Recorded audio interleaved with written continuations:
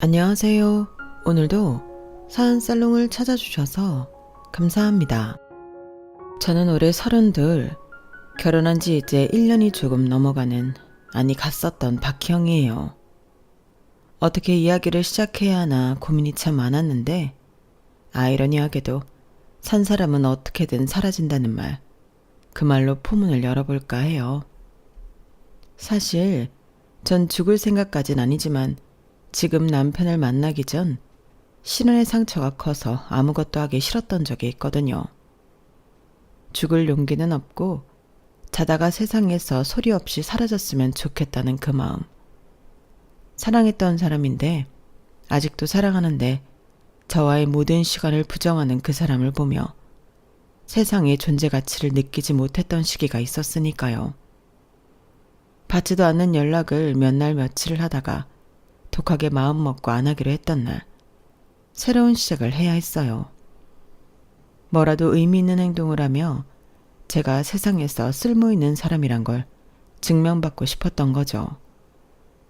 그렇게 시작한 게 남편을 만나게 된 봉사활동이었어요.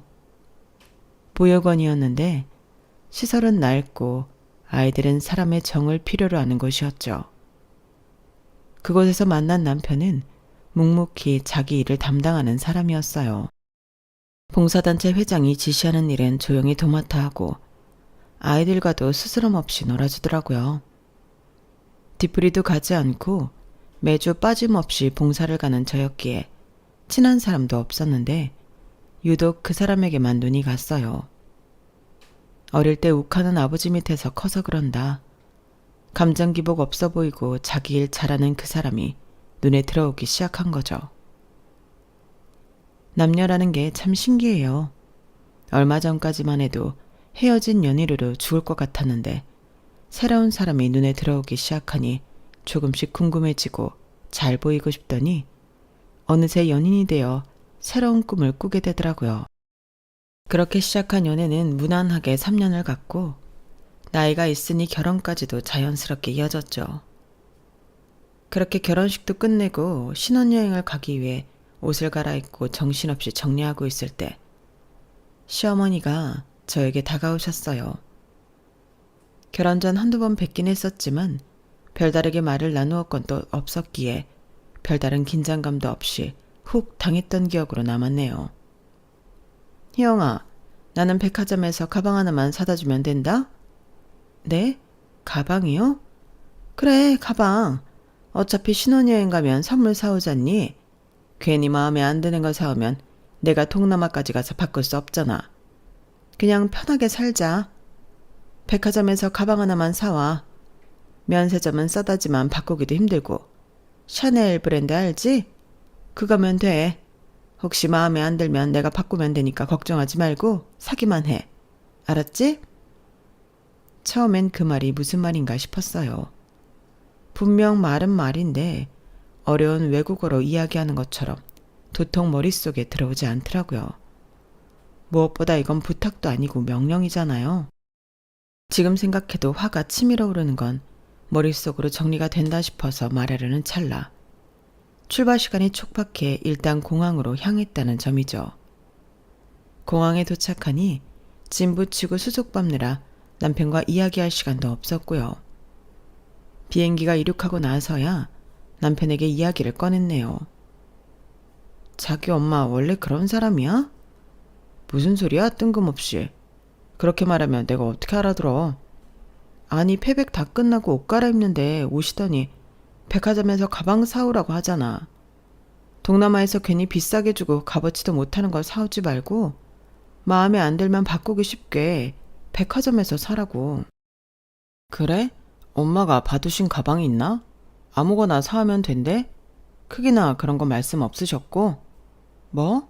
종종 그러셨어? 샤넬에서 사오라는데 그게 말이 돼? 샤넬? 무슨 우리 엄마가 그런 브랜드를 어떻게 한다고. 아무거나 사가면 돼.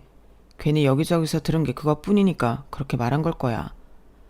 샤넬이 아니더라도 백화점에서 사라고 콕 집었는데 그래도 5, 60은 줘야 하는 거잖아. 어머님 패백값 얼마 주셨는지 알고나 하는 소리야? 얼마 주셨는데? 30만 원 주셨어.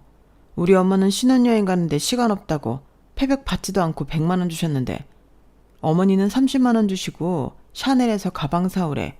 이게 말이 돼? 장모님이 그렇게나 많이 주셨어? 아, 고맙네. 우리 엄마는 신경 쓰지 마. 그냥 적당한 거 사주면 된다고. 예쁘면 돼. 그러니까 그만해. 신혼여행 가는데 계속 싸우기만 할 거야? 그 순간 멍해졌죠. 도무지 타협점을 찾을 수 없는 대화에 신혼여행의 시작이니 더할 수도 없는 노릇. 속으로 이를 갈았어요.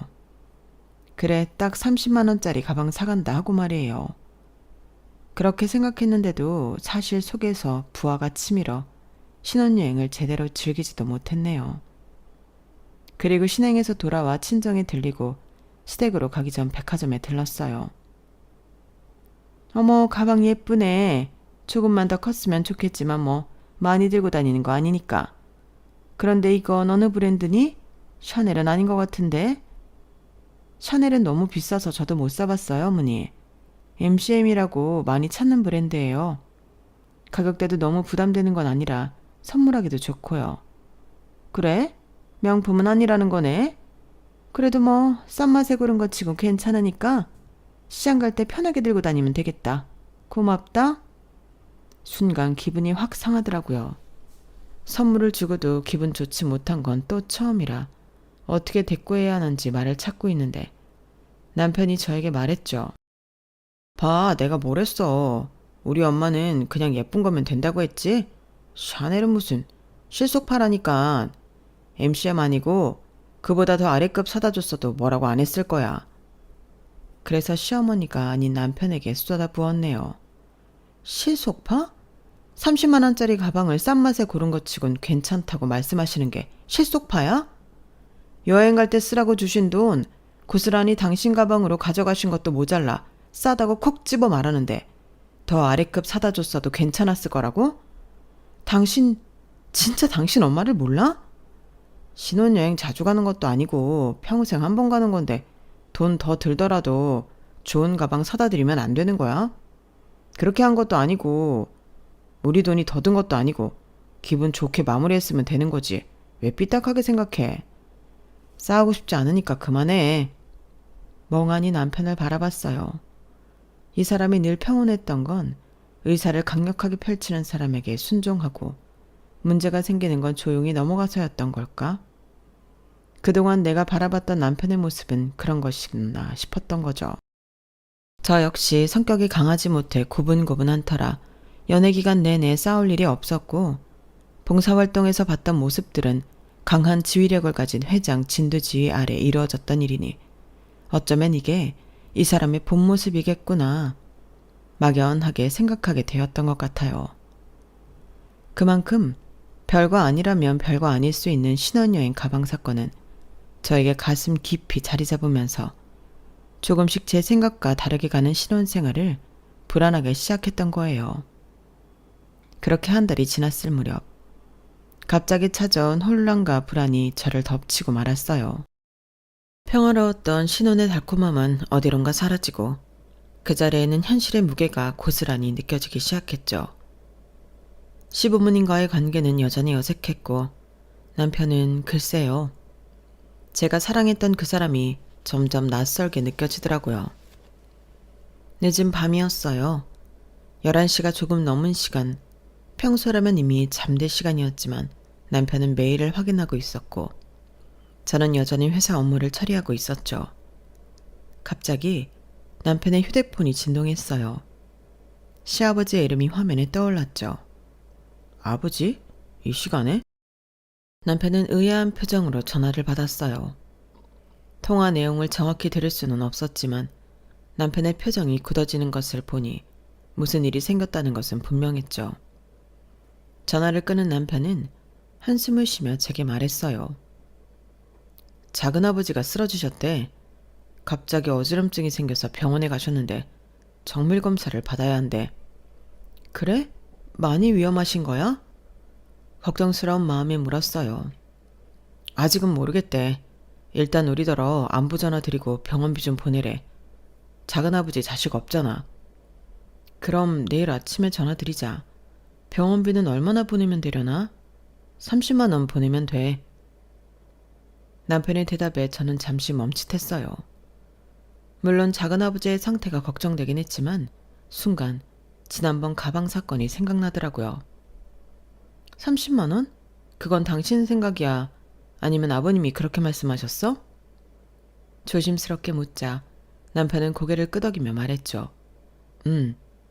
검사비랑 입원비에서 좀 나올 거라고 형한테도 그만큼 하라고 말했다고 하셨어. 그 순간 저도 모르게 웃음이 나왔어요. 비웃음이었을까요? 아니면 허탈함이었을까요? 아마 둘 다였겠죠. 정말 이해가 안 되네. 내가 이상한 건가? 돈을 보낸다고 하면 금액은 우리가 알아서 보내는 게 맞는 거 아니야?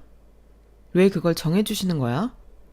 만약 우리가 형편이 넉넉해서 몇백 한다고 해도 아니다 30만 원만 해라 하실 건가 모르겠네. 무슨 말을 그렇게 해. 더하면 좋은 거지. 아버진 혹시나 돈 10만 원 보내고 말까봐 걱정되니까 말씀해 주신 거잖아. 돈 10만 원은 네 집 개 이름이야? 말 참 이상하게 한다. 작은아버지 자식 없어서 병원비 우리가 부담해야 하는 거면 앞으로도 계속 그래야 하는 거야? 내가 시아버지가 둘이야? 좋은 마음에서 도와도 돕기 어려운 마당에 이건 억지로 등 떠밀려서 뭐 하는 건지 모르겠다. 가족끼리 돕고 사는 거지. 작은아버지가 나 어릴 때 많이 예뻐해 주셨어. 우리 형편에 30만 원이 많은 것도 아니고 해드릴 수 있는 거지 뭘 또 그렇게 말해. 솔직히 말해봐. 매번 이런 식이야? 지난번 가방 때도 그렇고 원하시는 거 있으면 가격 딱 말하고 이거라고 말하시는 게 시부모님 스타일인 거야? 대화는 점점 격해졌어요. 남편은 평소와는 달리 목소리가 높아졌고 저도 기억을 더듬으며 지난 상황들을 끄집어냈죠. 그동안 느꼈던 불편함과 의문들이 한 번에 터져나왔어요. 그런 거 아니야. 네가 자꾸 이상하게 생각하는 거지. 우리 부모님은 그냥 솔직한 거야. 어설프게 말하는 것보다 원하는 걸 말하는 게 뭐가 나빠? 서로 번거롭지 않고 편한 거잖아. 알아서 하라고 해놓고 잔소리하는 것보다 훨씬 깔끔하지. 뭘 그래. 솔직한 거랑 명령조는 다른 거야. 당신 부모님은 항상 완곡하게 부탁하는 게 아니라 명령하듯 말씀하셔. 게다가 돈 얘기를 직접적으로 하시잖아. 너 정말 까탈스럽다. 이런 사소한 것까지 다 트집 잡아야겠니? 내 부모님을 존중해줬으면 좋겠어. 우리 부모님 욕을 한다면 나만 할 수 있어. 내 용돈에서 보낼 테니까 더 이상 이걸로 알갈바하지 마. 사람이 아프다는데 그깟 돈이 뭐 대수라고.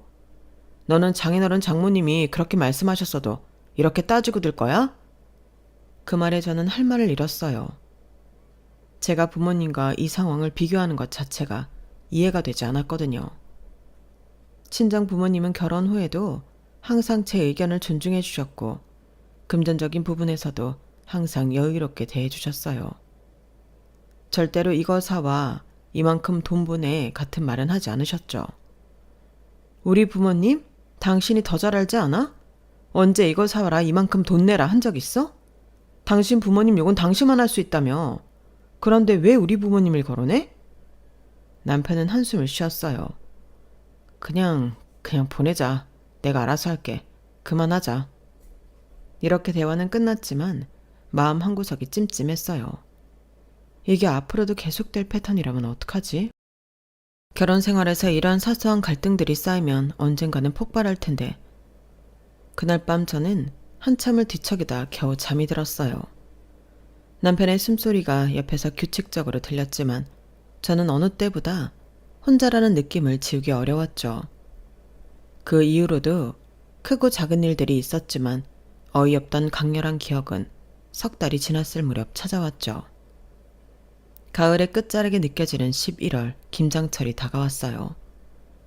사실 저는 김장에 대한 경험이 거의 없었어요. 직장 생활을 하면서 친정 엄마가 담가주시는 김치를 먹고 자랐으니까요. 솔직히 말하면 김치 담그는 법은 유튜브로만 봤을 뿐 직접 해본 적은 없었어요. 그런데 어느 날 저녁 시어머니로부터 전화가 왔죠. 희영아, 이번 주말에 시간 있니? 우리 집에서 김장할 건데 너도 와서 배워. 갑작스러운 초대에 무슨 말을 해야 할지 몰랐어요. 마침 회사에서는 중요한 프로젝트가 막바지에 접어들었고 주말에도 일해야 하는 상황이었거든요. 어머님, 죄송한데요. 이번 주말에 중요한 프로젝트가 마무리 단계라 회사에 가야 해요. 그리고 제가 김치를 잘 못 담가서. 못 담그니까 와서 배우라는 거지, 얘는. 내가 잡아먹니? 어렵게 말한 것도 아닌데 안 온다는 말부터 한 건 어디서 배워먹었니? 하여튼 요즘 젊은 세대는 자기 할 말 다 한다니까. 예, 좋다는 소리야. 오해는 말아라. 오해는요. 친정엄마가 김치 보내주신다고 쉬라고 해서요. 김치 안 배워도 될 것 같아요. 예, 그런 게 어딨니? 이래서 자식은 부모 걱정 안 한다는 말이 나오는 거야. 사돈으로 나이 먹는 건 생각 안 해? 언제까지 그 힘든 김장당 가서 달라고 할 건데. 배워둬야 친정부모한테 효도하는 거야. 진짜 내가 이런 것까지 알려줘야 하니? 아무리 제가 뜻을 전해도 당신 하고 싶은 말만 하시는 시어머니. 어쨌든 한 번은 가야 끝나겠지 싶더라고요. 그런데 그 주 내내 야근을 하면서 몸이 점점 지쳐갔어요. 김장 전날 밤에는 결국 목이 아파하고 오한까지 들기 시작했죠. 김장 당일 시어머니 댁에 도착했을 때 저는 이미 열이 오르고 있었어요. 창백한 제 얼굴을 본 시어머니가 물었어요. 어디 아프니? 네, 감기 기운이 있는 것 같아요. 프로젝트가 끝나가니까 긴장이 풀리나 봐요. 시어머니는 고개를 저으며 말했어요. 그럴 때 몸을 움직여야 안 아파. 괜히 쉰다고 들어누우면 감기가 요때다 하고 공격해서 결국 며칠 들어누워야 해. 힘들게 버무리는 건 내가 할 테니 넌 여기 와서 무 좀 채 썰어.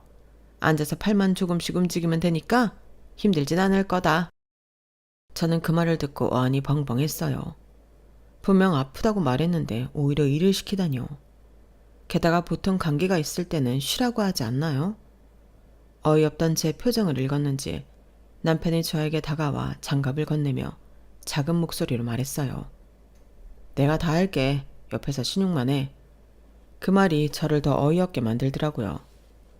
왜 남편은 시어머니 앞에서 당당하게 우리 와이프 아파요. 오늘은 쉬게 해주세요라고 말하지 못하는 걸까요? 왜 남편은 항상 시어머니의 말에 따르고 저에게는 몰래 타협안을 제시하는 걸까요? 어쨌든 저는 남편의 말대로 물을 썰기 시작했어요. 바보 같다고 생각하실 수 있지만 그땐 오기가 생겼던 것 같아요. 그래, 이러다 내가 쓰러져도 니네가 그런 소리 하나 보자 하는 좀 나쁜 심보 아니면 미련한 심보였겠죠. 하지만 한 개도 채 썰지 않았는데 머리가 점점 더 아파왔고 손에 힘이 빠지는 느낌이었어요. 몇 분 후 저는 도저히 견딜 수 없어서 말했죠. 죄송해요 어머님. 너무 어지러워서 좀 쉬어야 할 것 같아요. 그리고 결혼 전 남편이 썼던 방으로 들어가 누웠어요.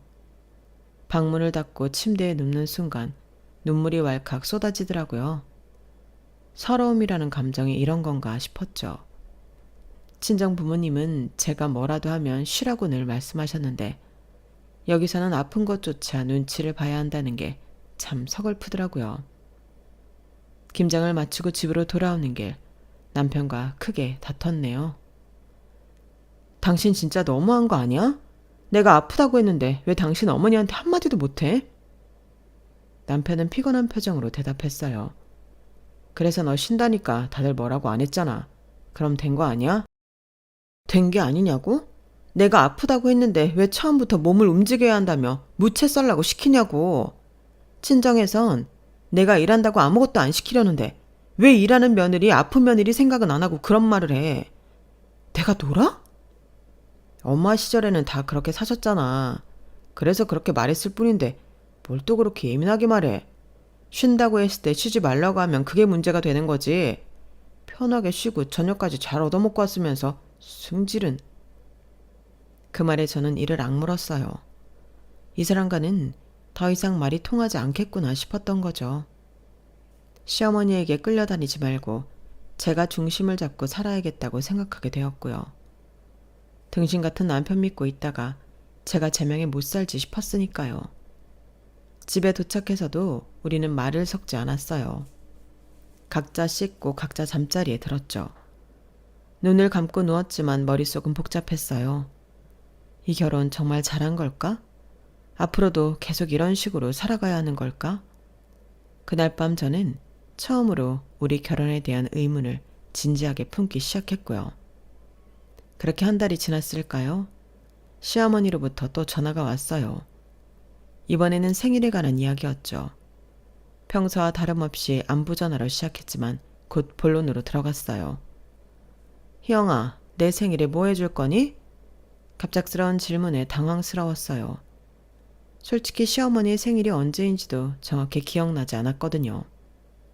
어머님, 뭐 받고 싶은 게 있으세요? 그 순간 저는 가방 사건을 떠올렸어요. 또 비싼 선물을 요구하시는 건 아닐까. 하지만 시어머니의 대답은 예상과 달랐죠. 며느리가 차려주는 근사한 생일상 받고 싶어. 인스타 보면 다들 며느리가 차려줬다며 호텔 케이크에 비싼 와인 곁들인 한 상 나오던데. 나도 그런 거 받고 싶다. 순간 머릿속이 하얘졌어요. 저는 요리에 소질이 없었고 솔직히 말하면 제대로 된 한 끼 차리는 것도 쉽지 않았거든요.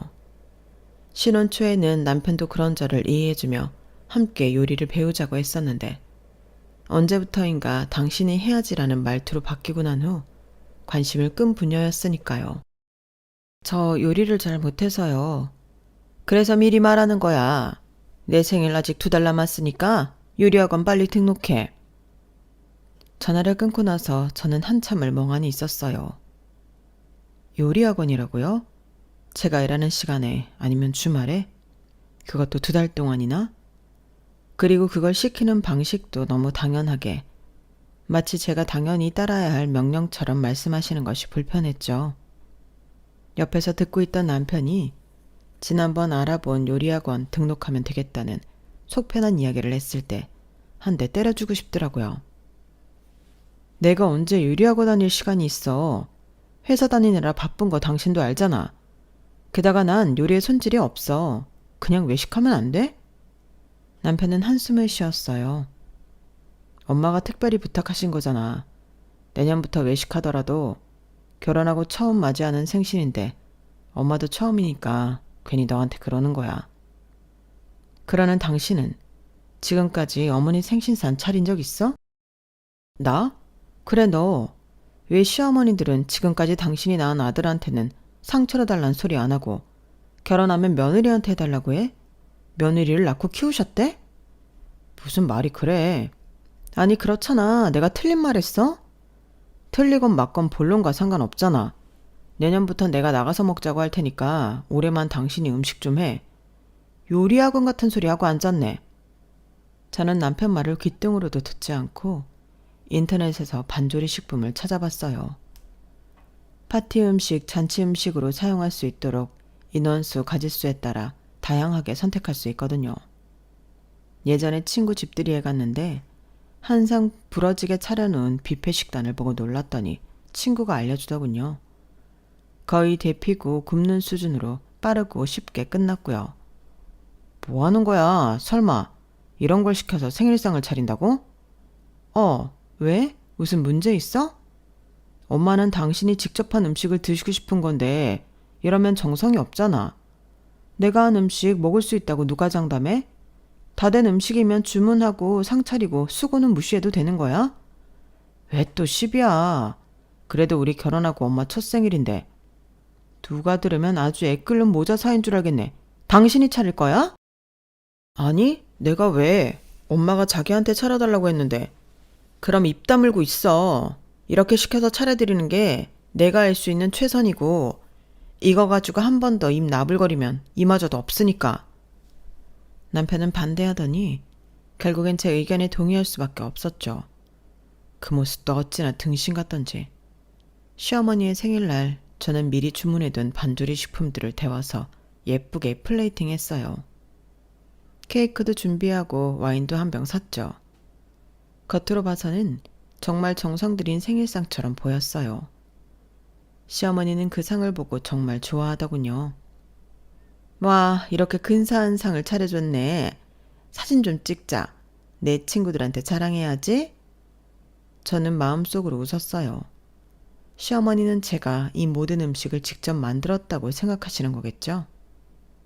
식사를 마치고 시부모님이 돌아가신 후 남편이 말했어요.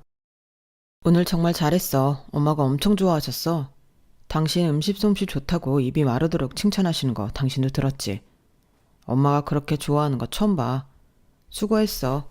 이렇게 하는 것도 뭐 나쁘지 않네. 그래, 알았으면 내년부터 당신이 해. 어렵지 않지? 나 했던 사이트 음식 어머니 좋아하시는 것 같으니까 주문하고 데우고 차리는 건 이제부터 단신 몫이야. 남편의 눈을 동그랗게 떴어요.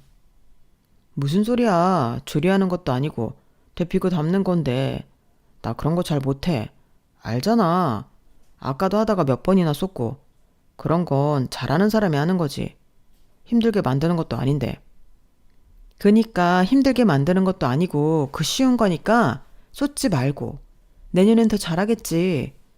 여하튼 첫 생일이라고 당신이 그렇게 사정사정하니까 마지못해 한 거고 내년엔 외식한다고 말했으니 외식하겠지만 혹시나 싶어 말해두는 거야. 남편은 더 이상 대꾸하지 못했어요.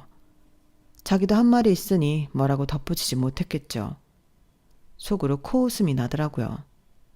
이 남자 상대하는 게 이렇게 쉬웠나 싶을 정도로 정말 하찮게 보일 정도였죠. 그렇게 시어머니 생신이 지나자 한 달쯤 후에 벼랑간 시아버지 환갑 이야기가 나오기 시작했어요. 뜬금없이 시어머니가 남편에게 전화를 해서 아버지 환갑 어떻게 할 건지 물어보더라고요. 평소 대화도 잘 안 하시던 분이 갑자기 전화를 걸어오셨다는 게 의아했는데 아마 이 전화의 진짜 목적은 환갑 이야기였나 봐요. 아버지 환갑에 큰 잔치 할 건지 아니면 가족끼리 모여서 간단하게 할 건지 물어보시네. 남편이 전화를 끊으며 저에게 말했어요. 큰 잔치를 할 생각인가 보네. 요즘 환갑잔치 잘 안 하지 않아? 가족끼리 갈수록 하는 추세고 팔순에 나시는 것 같던데. 부모님 생각도 그러신 것 같아. 누가 요즘 환갑잔치 하냐고 가족끼리 하는 게 좋을 것 같다고 하시네. 그럼 뭐가 고민이야? 그냥 가족끼리 모이면 되는 거 아니야? 식당 예약 때문에? 우리 가족끼리 하는 거면 호텔에서 좀 괜찮은 거 먹어도 좋지 뭐. 그게 어머니가 지난번에 당신이 차린 생일상이 너무 좋았다고 아버지 환갑 때도 그렇게 한 상 차려서 가족끼리 먹으면 될 것 같다고 하시네. 뭐라고? 그냥 평소 생일상도 아니고 환갑인데 그 잔치를 우리 집에서 그것도 나보고 음식을 차리라는 거야? 그래. 나도 그래서 생각해보겠다고 했어. 그래도 환갑인데. 근데 뭘 그렇게 놀라. 지난번에도 음식 다 한 거 아니고 반조리로 시켜서 했으면서. 이번에도 한다면 그렇게 할 거잖아. 그러니까 당신은 음식 주문해서 차리는 거 쉬우니까 기어이 하겠다고? 알았어. 내가 도울게. 전적으로 내가 맡아서 할 자신 없지만 당신이 지난번 주문했던 음식 내가 주문하고 당신이 덜기 편하게 뚜껑 다 열고 그런 일들 내가 다 할게. 좋은 게 좋은 거라고. 다른 날도 아니고 환갑인데. 평생 한 번 있는 날도 좋은 기분으로 합시다. 저는 한숨을 쉬었어요. 또 시작이구나 싶었죠. 저는 아무런 대꾸도 하지 않은 채 멍하니 남편을 쳐다봤어요. 화가 나서라기보단 순간 이 사람이 너무 낯설게 느껴졌거든요. 따뜻하고 온화하다고 생각했던 그 남자는 온데간데 없고 당신 어머니 말이라면 무조건 수긍하고 아내에게 책임을 떠넘기는 무책임하고 나약한 남자가 눈앞에 있었으니까요. 왜 그렇게 쳐다봐? 별거 아니잖아. 지난번에도 잘했잖아. 남편이 불안한 듯 웃으며 말했어요. 당연하다고 생각하는 거야? 조용히 물었죠. 뭐가? 내가 당신 아버지 환갑상을 차린다는 거. 아, 그게 그렇지. 며느리가 하는 게 당연한 거 아니야? 남편이 의아한 표정으로 되물었어요. 저는 웃고 말았어요. 더 이상 할 말이 없더라고요. 제가 그저 웃기만 하자 남편은 더 불안해 보였어요. 그래? 당신이 알아서 하겠다는 거지? 응? 그가 제게 확인을 요구했지만 저는 여전히 웃으며 아무 말도 하지 않았어요. 말에 무엇하리 이런 생각이 머릿속에 떠오르면서 한숨만 계속 나왔으니까요. 그러던 어느 날 밤 갑자기 올케한테 전화가 왔어요. 밤 11시가 넘은 시각이었고 평소에는 연락도 잘 안 하던 올케가 전화를 걸어온 것이 이상했죠. 여보세요? 올케? 전화기 너머로 흐느끼는 소리가 들렸어요. 뭔가 심상치 않다는 느낌이 들었죠. 무슨 일이야? 왜 그래? 민호가 또 사고 쳤어? 싸웠어? 언니 어떡해요? 왜? 거기 어디야? 내가 갈게. 그게 아니라 언니 민호 씨가 그 순간 심장이 콩닥콩닥 뛰었어요. 한 번도 싸우고 전화하지 않았던 올케인데 이렇게 울며 전화할 일이라면 분명 좋은 일은 아닐 거라는 걸 본능적으로 알았던 것 같아요. 한편으론 제발 제가 생각하는 게 아니길 바라는 마음도 있었죠. 민호가 왜? 무슨 일이야? 죽었어요. 오빠가. 지금 땡땡병원 장례식장이에요. 순간 귀에서 윙 하는 소리가 났어요. 신우이의 목소리가 점점 멀어지는 것 같았죠. 무슨 소리야? 민호가 어떻게 됐다고? 사고 났대요. 배달하다가. 언니 어서 와주세요. 저 지금 손 떨려서 아무것도 못하겠어요. 부모님한테도 연락해야 하는데. 전화를 끊고 정신없이 옷을 챙겼어요. 남편도 급하게 준비를 하며 질문을 퍼부었지만 저는 아무것도 제대로 대답할 수 없었어요. 머릿속은 하얘고 다리는 후들거렸죠. 가면서도 이건 꿈일 거라며 나오려는 눈물을 억지로 참았어요. 머릿속에는 그간 동생과 지내왔던 일들이 떠오르며 제발 꿈이기를 바라고 또 바랬네요. 1살 터울 남동생은 공부도 안 하고 소위 말하는 날라리였어요. 부모님 속은 속대로 썩였지만 누나인 제겐 깍듯했죠. 그러다 군대 다녀와 지금 올케를 임신시키는 바람에 저보다 훨씬 빨리 결혼했었어요. 그렇게 사고치고 언제 철들까 걱정했던 남동생은 한 가정의 가장이 되는 순간 눈빛이 달라졌고 할 수 있는 모든 걸 동원해서 열심히 살더라고요. 하지만 고졸로 다닐 수 있는 직장엔 한계가 있었어요. 결국 낮에는 편의점, 밤에는 배달 알바를 뛰며 생계를 이어갔죠. 병원에 도착했을 때 이미 장례식장에는 여러 사람들이 모여 있었어요. 어느새 도착한 친구들, 친척들, 그리고 올케까지 모두 얼굴이 하얗게 질려 있었죠. 저는 아직도 상황을 제대로 이해하지 못한 채 마치 악몽을 꾸고 있는 것 같았어요. 언니, 올케 목소리에 고개를 들었어요. 그녀의 눈은 이미 울어서 퉁퉁 부어 있었죠.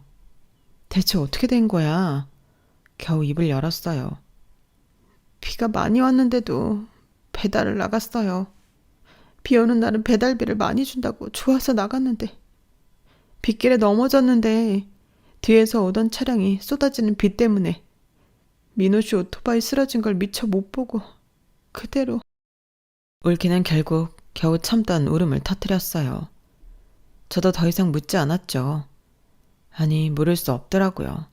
충분히 이해가 갔으니까요. 애들은 문득 조카들이 생각났어요. 친정엄마가 데리고 있어요. 망연자실한 채로 저는 동생이 시신이 있는 곳으로 향했어요. 아직 젊은 나이에 이렇게 갑작스럽게 세상을 떠나다니 믿기지 않더라고요. 어제까지만 해도 살아있었을 텐데 어쩌면 제가 출근길에 지나치기도 했을 텐데. 장례 준비를 위해 정신없이 움직였어요. 친정 부모님께 연락드리는 것부터 필요한 물품들을 준비하고 조문객을 맞이하는 일까지. 마음은 무너져 내렸지만 몸은 기계처럼 움직였죠. 남편도 옆에서 묵묵히 도와주었어요.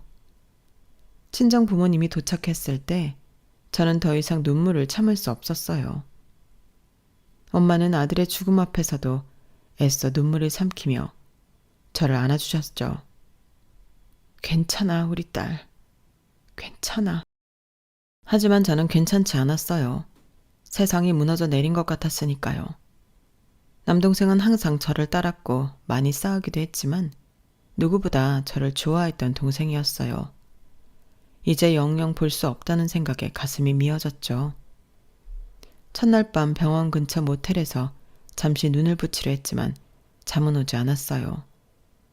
남편은 피로에 지쳐 곧바로 잠들었지만 저는 밤새 천장만 바라보며 눈물을, 온기를 잃어가는 동생의 얼굴을, 그리고 이제 아빠 없이 자라야 할 두 조카를 생각했어요. 그렇게 장례 첫째 날이 지나고 둘째 날이 되었어요. 아침부터 조문객들이 끊이지 않았고 저는 정신없이 그들을 맞이하느라 바빴죠. 그런데 오후쯤 예상치 못한 손님이 찾아왔어요. 시어머니였죠. 어머니? 저는 놀라서 물었어요. 시어머니가 장례식장에 오실 줄은 몰랐거든요. 물론 조의금을 보내실 거라고는 생각했지만 직접 오실 줄은 생각도 못했죠. 많이 힘들지? 시어머니는 제 손을 잡으며 말했어요. 네, 갑작스러워서. 그래, 참 안 됐다. 아직 젊은 나이에. 우리 형이 많이 힘들겠구나. 시어머니의 위로에 슬픔이 복받쳤어요. 잠시나마 따뜻한 마음이 느껴졌죠. 이해하기 어려운 말을 직접적으로 하시는 분이었지만 그래도 마음은 따뜻한 분이 아니었을까 하고 말이에요. 세상을 살다 보면 나와 꼭 맞는 사람이 아니더라도 나쁜 사람은 없다는 말. 그 말이 어쩌면 맞을지 모른다는 생각까지 했네요. 그 짧은 순간에요. 하지만 그것도 잠시 시어머니는 곧 본론으로 들어가시더군요. 하필 이런 날 그럴 건 뭐니? 저는 순간 귀를 의심했어요. 하필? 이런 날? 이럴 건? 대체 그 단어들이 무엇을 뜻하는 걸까? 설마 하는 생각이 머릿속에 스쳐갔죠. 왜 불길한 예감은 틀리질 않는지. 그래도 산 사람은 살아야지. 하필이면 네 시아버지 생신날이라. 어머니, 무슨 말씀이신지. 아니, 그렇잖니. 오늘이 네 시아버지 환갑인데 어제부터 음식 준비해도 모자랄 판인데 아직까지 여기서 이러고 있으니. 저는 어안이 벙벙했어요. 지금 이 순간에도 시아버지 환갑 얘기를 꺼내시다니 믿기지 않았죠. 그만했으면 가자. 죽은 사람이 안타깝지만 산 사람은 살아야지. 안 그러니? 남편 죽은 것도 아니고 동생 죽은 건데 시아버지 환갑을 그냥 넘어가는 건 아니잖니? 막말로 상주가 너인 것도 아니고 누나가 계속 있을 건 없지? 저는 아무 말도 할 수 없었어요. 기가 차면 말이 안 나온다는 그 말이 맞더라고요. 하도 울어서 기력이 없기도 했는데 지금 이 사람이 제정신인가? 몰래카메라인가? 하는 생각들이 현실감 없게 떠올랐으니까요. 그때 갑자기 남편이 옆에서 움직이기 시작했어요. 아무 말 없이 제 옷가지를 챙기더라고요. 제 외투, 가방, 핸드폰. 그러더니 제 손을 잡았죠. 가자. 가자니 어딜? 어디가 어디야? 우리 집이지. 엄마 말이 맞잖아. 맞다고? 그만큼 있었으면 됐어. 내일 발인할 때 새벽에 다시 오면 되잖아. 어제도 늦게까지 있었으니 오늘은 집에 가도 되지. 그래, 여기 3일 내내 있어봤자 침만 빠지지. 집에 가서 쉬면서 음식도 좀 하고 맛난 음식도 먹고 그래야 기력도 살아나는 거야. 여기서 3일 내내 육개장만 먹어봐라. 입맛 없어서 어디 밥 한 술이라도 뜨겠니? 그러니까 어머니, 그리고 당신. 내 동생 죽었는데 나보고 시아버지 환갑상을 차리라는 말이죠? 그 말인 거지.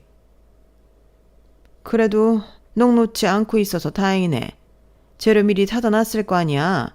냉장고에 우려두면 비싼 재료 다 버려야 해. 아깝게 뭘 그래? 먹어서 치우면 되는 거지. 그럼 내 동생은요? 네 동생? 죽은 사람을 왜 나한테서 찾아? 아니, 그럼 너는 지금 죽은 사람 때문에 산 사람 평생 한 번 있는 환갑을 그냥 넘어가라는 말이야? 그래, 자기야. 그건 좀 아니지. 솔직히 처남이야 안 된 건 맞지만 그렇다고 우리 아빠까지 환갑도 못 하실 건 없잖아. 여기서 계속 향냄새 맡았더니 머리 아프다. 머리 좀 식히고 내일 아침 일찍 오자. 제 심장이 더 이상 뛰지 않는 것 같았어요. 세상이 서서히 정지하는 느낌이었죠. 그 순간 모든 것이 명확해졌어요.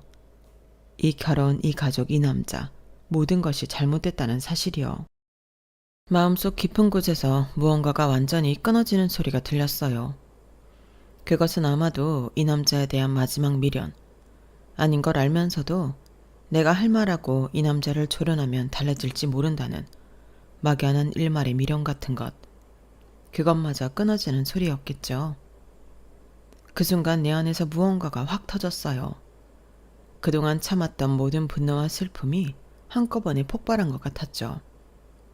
갑자기 웃음이 나오더라고요. 왜 실수한다는 말 있죠? 제가 그때 딱 그랬어요. 처음에는 작게 웃다가 점점 커지는 웃음. 주변에서 모두가 저를 이상하게 쳐다봤지만 웃음을 멈출 수 없었어요. 눈물이 흐르면서도 계속 웃었죠. 미치겠네 정말. 시어머니는 당황한 표정으로 저를 쳐다봤어요. 무슨 일이야? 왜 이러니? 제 웃음소리가 점점 더 커졌어요. 모든 조문객들이 이상한 눈으로 저를 바라보고 있었지만 그것조차 신경 쓰이지 않았어요. 고마워 민호야. 고마워. 저는 천장을 향해 외쳤어요. 정말 고마워. 이 누나가 등신같이 못 빠져나올까봐. 네가 이렇게 정신 차리게 해주는구나. 남편이 당황한 표정으로 제 팔을 잡았어요. 야, 정신 차려. 무슨 소리야. 사람들이 다 쳐다본다고. 하지만 저는 그의 손을 뿌리치고 계속 웃으며 말했어요. 그래, 맞아. 다들 봐. 보신 김에 제 이야기 좀 들어주세요. 시어머니는 얼굴이 하얗게 질린 채 주변을 둘러보더니 작은 소리로 말했어요. 얘가 괜히 가기 싫으니까 술을 쓰나 봐. 사람들 보는데 창피하게. 어서 가자. 창피하세요? 왜요? 저는 시어머니를 똑바로 쳐다보며 물었어요. 여긴 어머니 아시는 분 한 분도 없는데요? 안면 몰수하고 파렴치한 인간 아무도 없는데? 남편은 당황한 표정으로 저를 말리려고 했어요. 무슨 소리야. 그만해. 그때 제 안에 쌓였던 모든 감정이 폭발했어요. 저는 주변에 있던 조문객들을 향해 큰 소리로 말했죠. 여기 앞에 계신 분이 제 남편이고 시어머니인데 저보고 뭐라는 줄 아세요? 죽은 사람은 안타깝지만 산 사람은 살아야 한대요. 그래요, 살아야죠. 따라 죽을 순 없잖아요. 모두가 놀란 표정으로 저를 바라봤어요. 저는 계속해서 말을 이어갔고요. 근데요, 살아야 하는 이유가 오늘 시아버지 환갑상 차려야 해서래요. 제가 민호 하나밖에 없는 누나인데 여기 있어봤자 도움도 안 되니 바람도 쐴 겸 집에 가서 얼른 시아버지 환갑 잔치상 차리래요. 죽은 동생이 여기 있는다고 살아 돌아오는 거 아니니까 살아계신 시아버지한테 잘하래요. 시어머니의 얼굴이 하얗게 질렸고 남편은 당황한 표정으로 저를 말리려고 했지만 이미 늦었어요. 주변에 있던 조문객들이 하나둘씩 수군거리기 시작했죠. 환갑? 지금 이 상황에 무슨 사람이 그렇게 말을 해? 제정신이 아닌가 보네. 시어머니는 황당한 표정으로 주변을 둘러보다가 낮은 목소리로 남편에게 말했어요. 빨리 데리고 나가자. 여기서 이러면 안 돼. 하지만 이미 너무 늦었죠. 제가 한 말이 장례식장 전체에 퍼져나가고 있었거든요. 저는 눈물과 웃음이 뒤섞인 채 계속해서 말했어요. 동생아, 정말 고마워. 네가 없었으면 난 평생 이 지옥 같은 결혼 생활에서 빠져나오지 못했을지도 몰라. 어떻게든 내가 사랑부실하게 만들면 될 거라는 말도 안 되는 기대를 하고 있었네. 정신 차리게 해줘서 고마워. 남편은 이제 완전히 당황한 표정이었어요. 무슨 소리야. 지옥 같은 결혼 생활이라니. 너 지금 제정신 아닌 것 같아. 맞아요. 제정신 아니에요. 저는 크게 웃으며 말했어요. 이제야 제정신이 돌아왔어요. 내가 아까까지 왜 이 결혼을 유지했는지 모르겠어요. 제 말을 들은 장례식장의 분위기가 순식간에 바뀌었어요. 특히 저희 친인척들과 동생의 친구들이 하나둘씩 모여들기 시작했죠. 처음에는 수군거리만 있었는데 점점 목소리가 커지기 시작했어요. 지금 뭐라고 했어? 제 작은아버지가 앞으로 나서며 물었어요.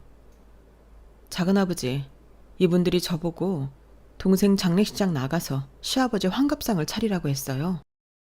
저는 이제 울음을 참지 못하고 흐느꼈어요. 작은아버지의 표정이 순식간에 굳어졌어요. 그분은 평소에 말이 없고 온화한 분이었는데 그날만큼은 달랐어요. 이게 무슨 소리야? 사람이 죽었는데. 작은아버지는 남편과 시어머니를 향해 걸어갔어요. 동생의 친한 친구들도 점점 모여들었어요. 그들 중 한 명이 물었어요. 누나, 진짜 그런 말 들었어요? 저는 고개를 끄덕였어요. 그러자 그 친구가 남편에게 다가가 말했어요. 형, 진짜 그런 말을 했어요? 사람이 할 소리를 해야지.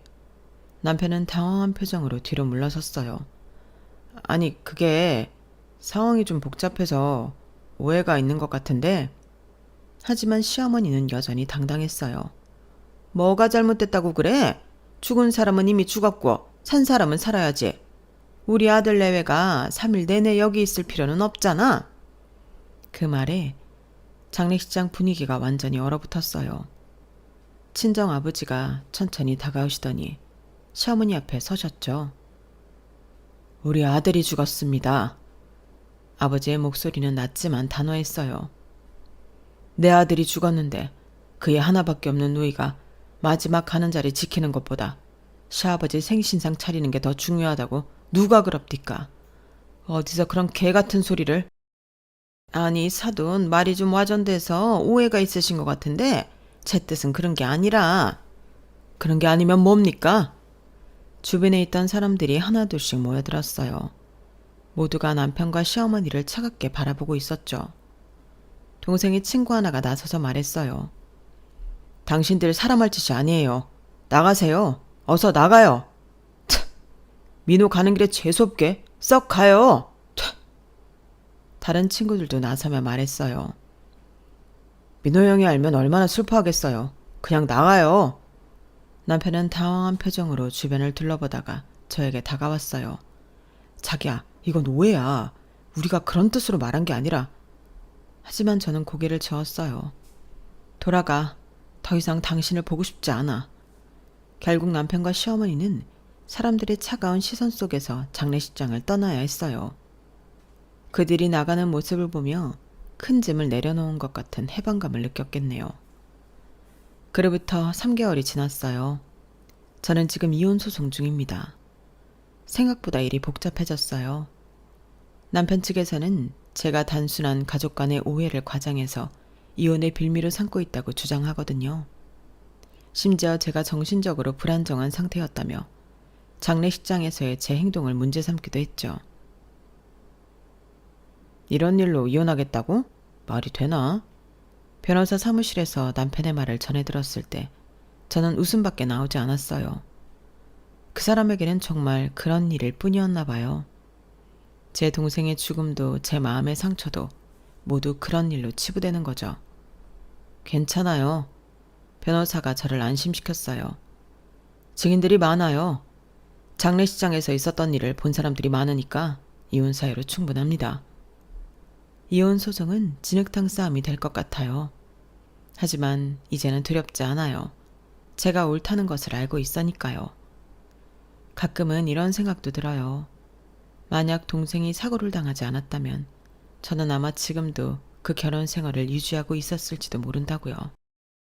어쩌면 아이도 생겼을지 모르고 그랬다면 지금보다 훨씬 더 이혼하기 어려웠겠죠. 동생아, 고마워. 가끔 밤하늘을 보며 이렇게 중얼거려요. 물론 미신은 아니지만 동생이 어딘가에서 저를 지켜보고 있다고 생각하면 마음이 편해져요. 못난 누나 생각해준 동생, 하늘에서 잘 지내고 있지? 그날 장례식장에서 일어난 일은 제 인생의 전환점이 되었어요. 그동안 얼마나 자신을 속이며 살았는지 깨달았거든요. 남편을 사랑한다고 믿었지만 실은 그저 안정감을 찾고 싶었던 것 뿐이었을지도 몰라요. 어쩌면 실연의 상처가 아물기도 전에 섣부르게 시작한 결혼이었는지도 모르죠. 아빠의 그늘에서 벗어난다는 생각에 다른 면을 보지 못하고 하나만 봤을지도 모르고요. 요즘은 친정에서 지내고 있어요. 부모님은 처음에는 걱정하셨지만 이제는 제 결정을 존중해 주세요. 네가 행복하면 그게 중요하다고 말씀하시죠. 올케와 조카들도 자주 봐요. 아이들이 아빠 없이 자라는 게 마음 아프지만 우리 가족 모두가 힘을 합쳐 그 아이들을 사랑으로 키울 거예요. 가끔은 조카들을 보면 동생이 생각나서 눈물이 나기도 하지만 그럴 때마다 더 강해지려고 노력해요. 어젯밤에는 꿈에 동생이 나왔어요. 환하게 웃으며 제게 말하더군요. 누나, 이제 좀 행복해졌어? 꿈에서 깨고 나서도 그 질문이 계속 머릿속에 맴돌았어요. 행복한가요? 글쎄요, 아직은 모르겠어요. 하지만 확실한 건 이제 더 이상 거짓된 행복 속에 살지 않는다는 거예요. 진정한 자신을 찾아가는 여정이 시작되었다는 사실만으로도 한 걸음 더 행복에 가까워진 것 같다는 생각이 들어요. 동생은 비록 짧은 생을 살았지만 마지막까지 저에게 소중한 선물을 남겨주었네요. 용기와 자유, 그리고 진실된 삶을 시작할 수 있도록 말이에요. 여기까지 제 이야기 들어주셔서 감사합니다. 소중한 주변 분들과 매일 행복하시기를 바랍니다. 여러분, 사연 댓글에 응원과 현명한 조언 부탁드려요. 좋아요와 구독은 저에게 큰 힘이 됩니다. 오늘도 좋은 일 가득하세요.